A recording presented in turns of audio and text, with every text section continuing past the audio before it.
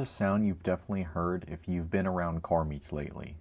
Suddenly, every BMW, Golf GTI, Focus ST, and even a Hyundai Elantra sounds like it's preparing for artillery practice. It's called a Burble tune. Some people absolutely love them. Other people think they're the automotive equivalent of blasting music through a Bluetooth speaker at the beach. So today, we're answering the question: what exactly is a Burble tune? How do they work? Do they actually make more power? Can they damage your engine? And why does every neighborhood somehow have that one guy who insists on doing a 2 a.m. drive-by? Let's get into it. A Burble tune isn't some magical exhaust that you bolt onto your car. It's actually software.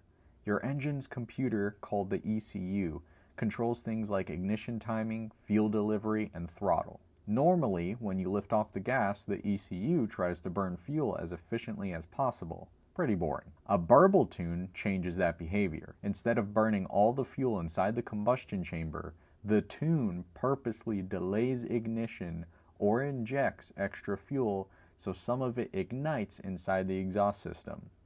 That's where those pops and crackles come from. Think of it like making microwave popcorn. Normally all the kernels pop inside the bag. A Burble tune basically lets a few kernels escape before exploding in your kitchen. But it's way louder. Way more dramatic. Why do performance cars do it from factory? Here's where people get a little confused.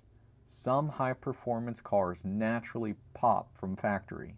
Cars like BMW M cars, the Porsche GT3, there's also some Audis and Volkswagens that will too, including the GTI and Golf R. But here's the important difference. Those cars weren't designed to sound cool. Well, okay, maybe a little. The pops happen because of the way these turbocharged performance engines manage boost during shifts and deacceleration. Manufacturers also tune them very carefully to stay reliable and meet emissions. Meanwhile, an aggressive aftermarket Burble tune can basically tell the engine, yeah, let's turn the exhaust into a fireworks show.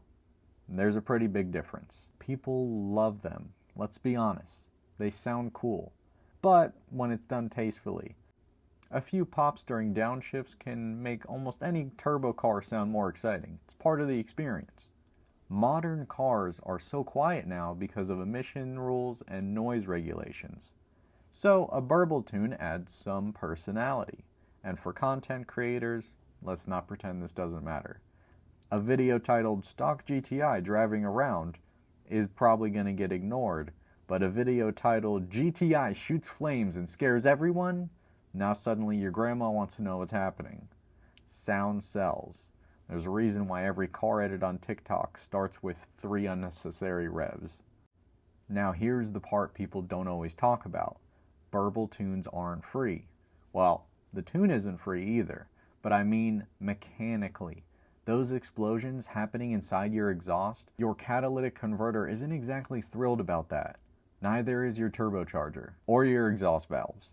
Especially if your tuner sets the burbles to be extremely aggressive. Some cars are perfectly fine with mild crackles. Others end up eating through expensive parts much faster. If you've ever seen someone holding the gas at 4,000 RPMs just trying to make as many pops as possible, congratulations. You're witnessing someone actively convert money into noise. It's honestly kind of impressive. Now I want to hear your opinion. Are Burble tunes one of the most modern modifications, or have they officially gotten out of hand? Let me know down in the comments. If you enjoyed this video, don't forget to like, subscribe, and I'll see you in the next one.